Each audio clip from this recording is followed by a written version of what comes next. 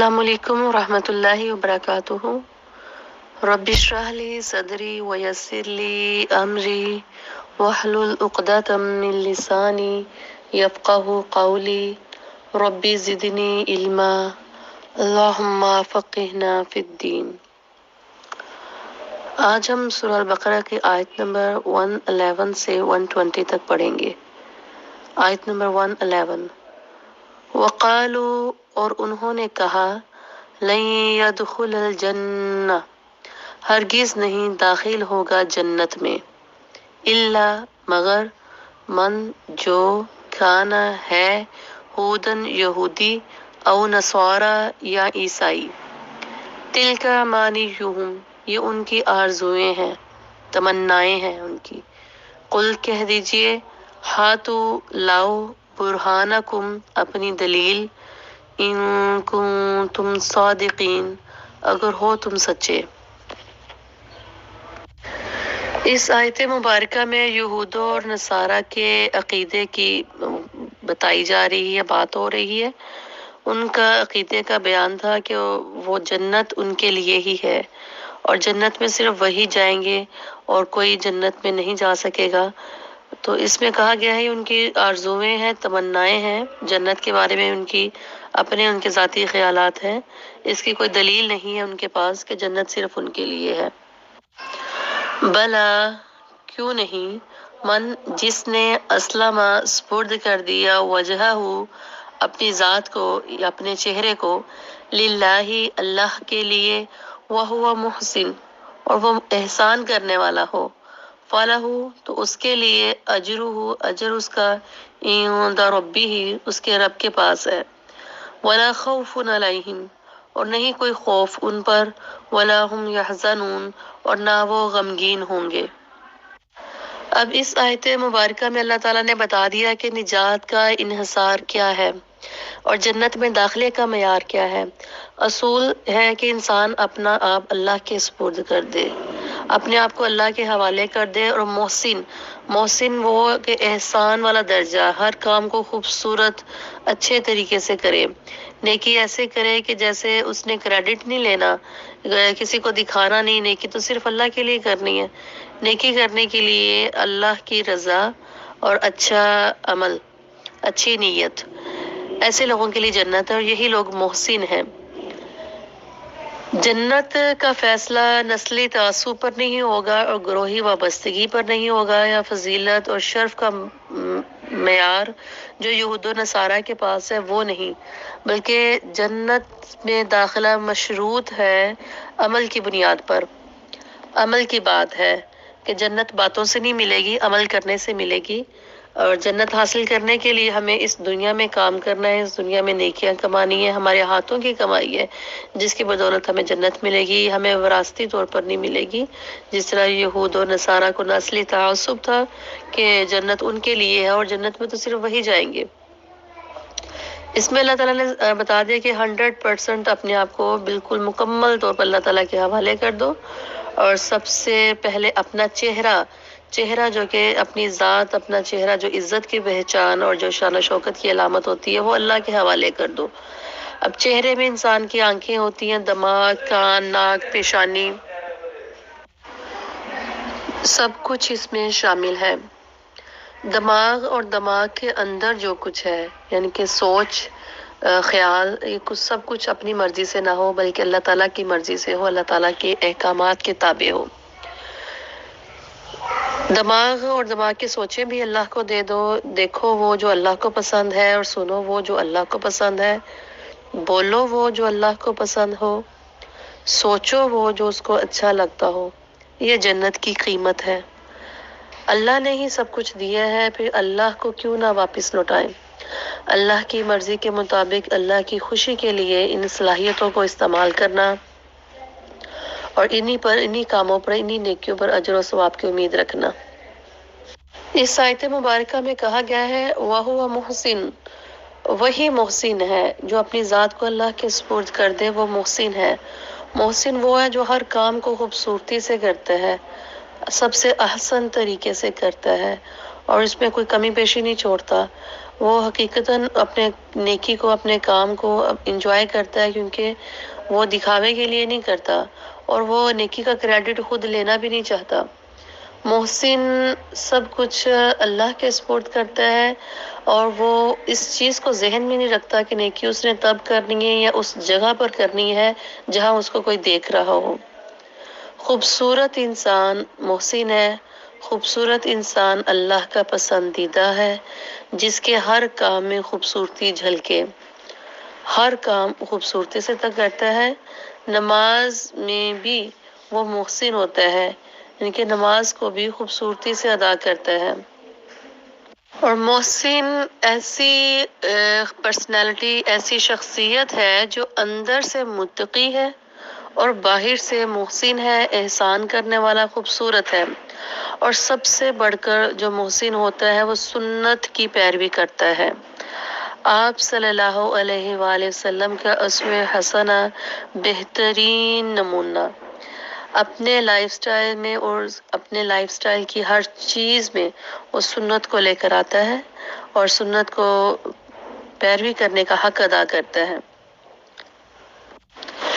پھر ایسے لوگوں کے بارے میں اللہ تعالیٰ کی خوشخبری ہے کہ وَلَا خَوْفٌ عَلَيْهِمْ وَلَا هُمْ يَحْزَنُونَ، ایسا محسن، ایسے لوگ نہ تو ان پر کوئی خوف ہوگا اور نہ وہ غمگین ہوں گے۔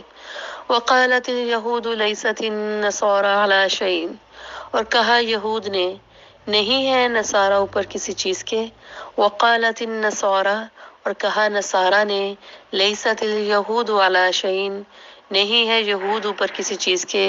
وَهُمْ يَتْلُونَ الْكِتَابَ، حالانکہ وہ تلاوت کرتے ہیں کتاب کی۔ كَذَلِكَ، اسی طرح، قَالَ الَّذِينَ، کہا تھا ان لوگوں نے، لَا يَعْلَمُونَ، نہیں وہ علم رکھتے تھے، مِثْلَ قَوْلِهِمْ، مانند ان کی بات کے۔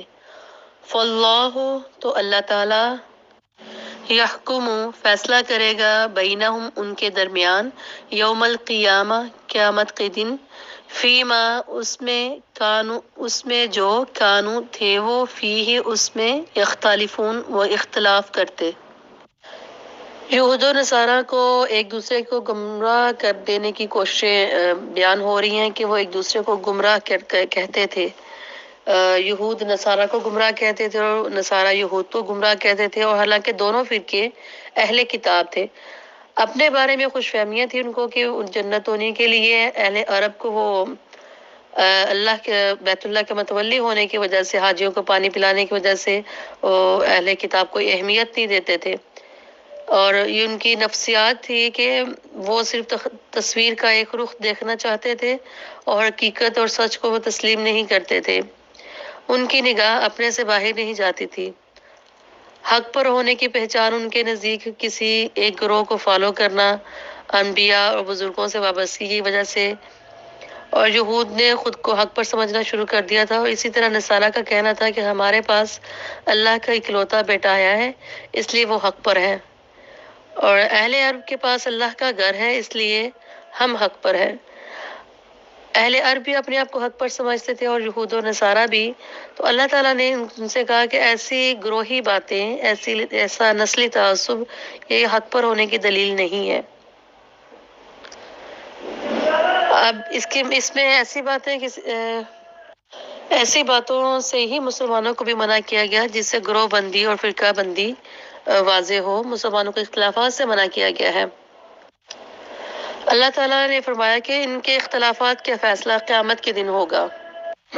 وَمَنْ أَظْلَمُ، اور کون زیادہ بڑا ظالم ہے، ممن منع، اس سے جو روکے، مساجد اللہ، اللہ کی مسجدوں سے، ان یذکر فیہا اسمہ، کہ ذکر کیا جائے ان میں نام اس کا، وسعی، اور وہ کوشش کرے، فی خرابہا، ان کی ویرانی میں۔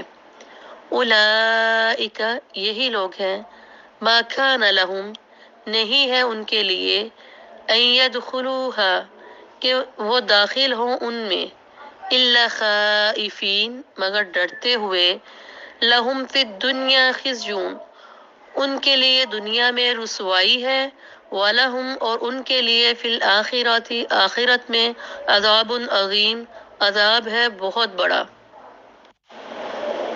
ریجیڈیٹی کی بات کی جا رہی ہے کہ ہر مسلک، ہر گروہ، ہر فرقہ اپنی مسجد، اپنی عبادت گاہ الگ کر لیتا ہے اور دوسروں پر عبادت گاہوں کے دروازے بند کر دیے جاتے ہیں۔ اس ریجیڈیٹی پر دل عبادت سے دور ہونے لگتے ہیں۔ عبادت گاہیں تو اللہ کی یاد کے لیے ہوتی ہیں اور خلق خدا اللہ کے گھر اللہ کی عبادت کے لیے آتے ہیں۔ اگر ان پر دروازے بند کر دیے جائیں مسجدوں کے تو مسجدیں ویران ہونے لگتی ہیں۔ بظاہر مسجد کا کام عبادت کا جگہ مہیا کرنا ہے، لوگوں کو اکٹھا کرنا، لیکن لوگ یہاں پر اپنے جارحانہ رویوں کی وجہ سے مسجدوں کی ویرانی اور خرابی کا باعث بنتے ہیں۔ حالانکہ مسجد میں داخلے کے لیے دل میں اللہ کا خوف ہونا چاہیے، لیکن آج مسلمانوں کی رسوائی کی وجہ باہم مذہبی جنگیں، مذہب کے نام پر لڑائیاں، حسد، بغض، نفرت، ایک دوسروں کو گمراہی کے فتوے لگانا، اور دنیا میں یہی چیز رسوائی کا باعث ہے اور آخرت میں عذاب عظیم۔ وَلِلَّهِ الْمَشْرِقُ وَالْمَغْرِبُ، اور اللہ کے لیے ہے مشرق اور مغرب۔ فَأَيْنَمَا، تو جہاں کہیں، تُوَلُّوا، تم منہ موڑو گے، فَثَمَّ، تو وہیں، وجہ اللہ، اللہ کی ذات ہے، ان اللہ، بے شک اللہ تعالی، واسع علیم، وسعت والا ہے، جاننے والا ہے۔ یہاں پہ یہود و نصارہ کے قبلہ بیت المقدس کی بات ہو رہی ہے۔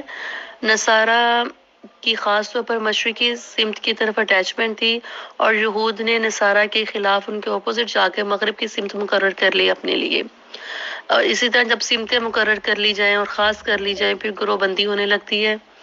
عبادت کے لیے اللہ کا ذکر ضروری ہے، مقصد اللہ کے ذات کو پانا ہے۔ جہاں قبلے کا تعین نہ ہو سکے، جہاں حالات کچھ شبہ میں چلے جائیں، وہاں کسی بھی طرف منہ کر کے نماز پڑھ لیں، نماز ہو جاتی ہے۔ جدھر منہ ہو نماز پڑھ لیں، فَتَمَّ وَجْهُ اللَّهِ، ان کے اللہ کی ذات وہیں پر ہے جہاں قبلے کا تعین نہ ہو سکے۔ وَقَالُوا اتَّخَذَ اللَّهُ وَلَدًا، اور انہوں نے کہا بنا لیا اللہ نے بیٹا۔ سبحانہ، پاک ہے وہ، بل لہ ما فی السماوات والارض، بلکہ اس کے لیے ہے جو آسمانوں میں ہے اور زمین میں ہے، کل لہ قانتون، سارے کے سارے اسی کے لیے فرما بردار ہیں۔ جس کی ملکیت میں، جس کی بادشاہت میں سارے آسمان اور ساری زمینیں ہوں، اس کو ایک بیٹے سے کیا فرق پڑتا ہے؟ قانتون، عاجزی، فرما برداری اور عبادت، سب صفتیں اس میں شامل ہیں۔ بدیع السماوات والارض، پیدا کرنے والا، نئے سرے سے پیدا کرنے والا آسمانوں کا، والارض، اور زمین کا، وَإِذَا، اور جب، قضا، وہ فیصلہ کرتا ہے، امرٌ، کسی کام کا، فَإِنَّمَا، تو بے شک، یقول، وہ کہتے ہیں، لہو، اس کو، کن، ہو جا، فیکون، تو وہ ہو جاتا ہے۔ وقال الذین، اور کہا ان لوگوں نے، لا یعلمون، نہیں وہ علم رکھتے، لولا یکلمنا اللہ، کیوں نہیں کلام کرتا ہم سے اللہ، او تاتینا آیہ، یا آتی ہے ہمارے پاس کوئی نشانی۔ کذالک، اسی طرح، قال الذین، کہا تھا ان لوگوں نے، من قبلہم، جو ان سے پہلے تھے، مثل قولہم، مانند ان کی بات کے، تشابہت قلوبہم، باہم ملتے جلتے ہیں دل ان کے، قد بینا الآیات، تحقیق بیان کی ہم نے آیات، لقوم یوقنون، واسطے ایک قوم کے جو یقین رکھتی ہو۔ اہل عرب مشرکین اللہ تعالیٰ کو سے کلام کرنا چاہتے تھے، اللہ تعالیٰ کو دیکھنا چاہتے تھے، اور ان سے پہلے یہود نے، نصارہ نے، اہل کتاب نے اسی طرح کی فرمائشیں کی تھی۔ سب کا مسئلہ ایک ہی تھا، اور اللہ تعالیٰ نے فرمایا کہ ہم نے نشانیوں کو اچھی طرح بیان کیا ہے یقین کرنے والوں کے لیے، یقین رکھنے والوں کے لیے۔ ان، بے شک، ارسلنا کا، بے شک ہم نے بھیجا ہم نے آپ کو، بالحق کے ساتھ، حق کے، خوشخبری دینے والا، ونذیر اور خبردار کرنے والا، ولا تسألوا اور نہ تم سے سوال کیا جائے گا، عن اصحاب الجحیم جہنم کے ساتھیوں کے بارے میں۔ نبی صلی اللہ علیہ وآلہ وسلم کی نبوت کا مقصد بیان کیا جا رہا ہے کہ آپ صلی اللہ علیہ وآلہ وسلم کو حق بات بتانے کے لیے بھیجا گیا ہے۔ نہ ماننے والوں کے لیے جہنم ہے، ان کی پرستش آپ سے نہیں ہوگی، ان کے بارے میں آپ صلی اللہ علیہ وسلم سے نہیں پوچھا جائے گا، اور آپ صلی اللہ علیہ وسلم کا مقصد اور کام صرف حق بات کو بیان کرنا ہے، بتانا ہے۔